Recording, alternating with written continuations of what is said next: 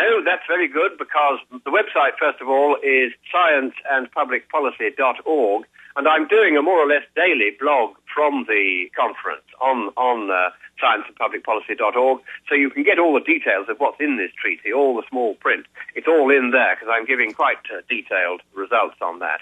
The reason why I think I remain hopeful, apart from my religion, which teaches us that we should always hope even in the darkest hour. But also, I think it is very clear from the shrill hysteria of the propaganda here that these people know, the ones who are peddling this here in Copenhagen, they know this is the last chance saloon, not for the planet, which was saved 2,000 years ago and doesn't need to be saved again, but for them. They know that if they can't get what they want at Copenhagen, they will never get it again, because the investigations into the ClimateGate emails are going to lead to criminal prosecutions, not only for destroying data which have been validly requested by other scientists to check all these bogus results, but also because these results, in fact, several of them, amount to scientific and financial fraud. And I've had two professors on to me, one from America, one from Canada, just in the last few days, saying they want me to put them in touch with the right policeman in the United Kingdom. And in fact, he's a police superintendent in East Anglia Constabulary, so that they can report how they were maneuvered, manipulated, had their papers tampered with, delayed publication, prevented publication, so they couldn't put alternative views. They had papers that should have been in the IPCC's reports suppressed, so they weren't considered. All of these games were going on, and all of these in furtherance of what is now quite clearly the largest and worst financial fraud the world has ever seen. So if they don't get what they want at Copenhagen, they know they'll never get it later, because the fraud prosecutions and investigations will have started. If they do get what they want at Copenhagen, they won't be able to make it stick. Too many people now have cottoned on to the fraud. Too many people, ordinary people that is, people who are not in the governing class, the little guy rather than the big guy. The little guy has now woken up. And if the little guy stands together with the other little guys and just says boo, the big guys will run a mile.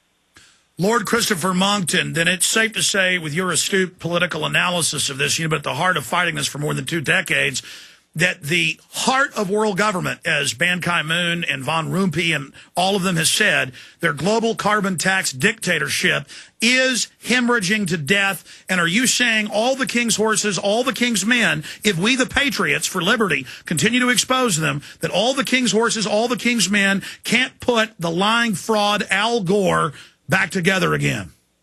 That's right. I think Humpty Dumpty Gore is now in pieces on the floor, dribbling untidily.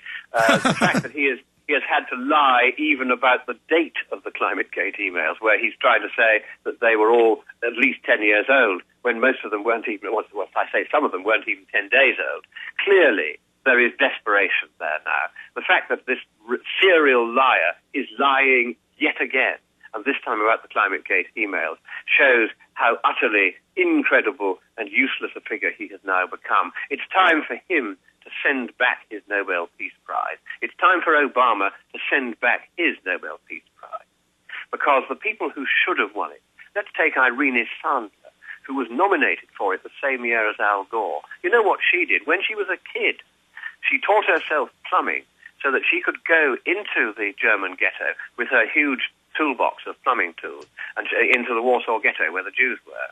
And she would then take one Jewish child every day in the Hidden Falls bottom, in her bag, and she got them out, and she saved hundreds of little Jewish children's lives. That's what the Peace Prize should have been given. Well, we're trying to save the millions of Africans. They want to starve to death. Lord Monckton, thank you so much for the time. You've been gracious enough to say that before the conference ends, you'll pop back in again with us sometime next week. Be safe out there. These vipers are dangerous. God bless you. And God bless America. Well, we just did 15 minutes with Lord Christopher Monckton, and I appreciate Griffin happily letting him cut into his time. Griffin will be with us another 40 minutes. Then we have another guest from Copenhagen, Denmark, joining us, Tom Harris, engineer, executive director of the International Climate Science Coalition, a massive scientific group set up to counter the lies of the UN and the IPCC. But T-minus 40 minutes with G. Edward Griffin. Very exciting to hear from Lord Monckton about the victories we're having against the globalists. And now, New World Order's admitted everywhere. Global governments admitted. It's admitted the IMF, private secretive World Bank, are to keep the money. I mean, this is a rout of these criminals. Yeah. This message from Lord Monckton is most inspiring to me. It isn't often that, you can look at the daily news and come up with something that makes you feel good. And I really enjoyed that, and I feel like doubling the effort today. He's quite a warrior, isn't he? And I don't know why I've never heard of him until recently. I guess he's been doing that job over on the other side for quite a while. He's always been traveling around. It's just that it finally hit. The Internet age is here. Yes. And plus, he was accusing them of being frauds 10 years ago. Yeah. But quickly, before we get into meat and potatoes, you also have an event at Brave New Books tonight, right? Yes, And that's just kind of a preview to the seminar on Saturday. Also, I'll be answering a lot of questions. Hope I'll be answering the questions anyway. I'll be getting a lot of them, I know. My intent is to do an update on The Creature from Jekyll Island, which is the title of the book on the Federal Reserve System, and put it into focus in terms of what's happening today in the economy. People want to know, how did the Federal Reserve do this? And what are they still doing? What are the plans for the future? I'll be talking about that tonight. And that's at 7 o'clock? 7 o'clock. Mm-hmm. And that's down on Guadalupe Street, bravenewbooks.com, or people can find out all the details at one of your great websites. It'll be realityzone.com. And find out about the hotel event and how to get tickets to that for Saturday. Yeah, that would be great. It is not too late, folks, to get into that. Right. We expect a good crowd, so the earlier the reservation is made, the better off it'll be. Yeah, and you're powerful on the stage. I mean, you're powerful in person, too. On my second time having you in studio, but you're really powerful up there giving a speech. Well, thank you.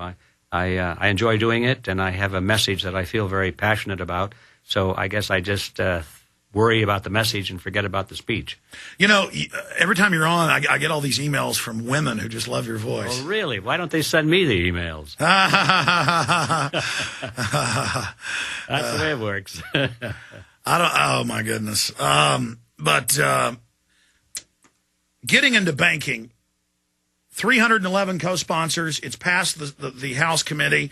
It looks like it's going to pass the House. The Senate may block it, but that's putting off the inevitable. People have finally gone past the left and right, the two parties, to the real power structure, the bankers, that you've been fighting for 40 years. Right. Now, you're talking about the proposed bill to audit the Fed. Yes. I presume. Yeah. I'd like to comment on that. I support that, of course, but I have some misgivings, which I'll mention for a moment, and then come back to my support statement. When I wrote the book, it was published in 1994, I had a little paragraph or two about the Audit the Fed bill, which in those days was routinely sponsored by Congressman Gonzalez. And I commented then, I said, we don't need to audit the Fed. What we need to do is abolish the Fed. And I complained then, I predicted then, that if we ever had a serious move to audit the Fed, that it probably would be an instrument by which politicians would make a big grandstand. They would say, we're going to do something about this Federal Reserve. We're going to audit the Fed. When in fact, if they did an audit, I think they'll find that for the most part, the Fed's not doing anything illegal. It's a holding company. It's a holding company. It's a cartel. It's doing what it's supposed to do. And it would drag on for a couple of years while people had the false impression that something was being Your done. attack is on the institution and the system itself. The system itself. And so I said, do we need to audit the mafia? No. We need to get rid of the mafia if we could. And I feel the same thing is true with the Federal Reserve. But it has been audits that brought down Al Capone, and that's Ron Paul's view, is it will put it out there. His fight against them is identifying them as the enemy. Some polls show 81% of Americans want to abolish it. Yeah. Well, now I come back to my opening. Well, stay there. We got a break. Come back with your positive point. Yes. And then let's get more into man-bear-pig. Yeah. Do you know about the man-bear-pig? No, tell me. I'll tell you about Al Gore and the man-bear-pig when we get back.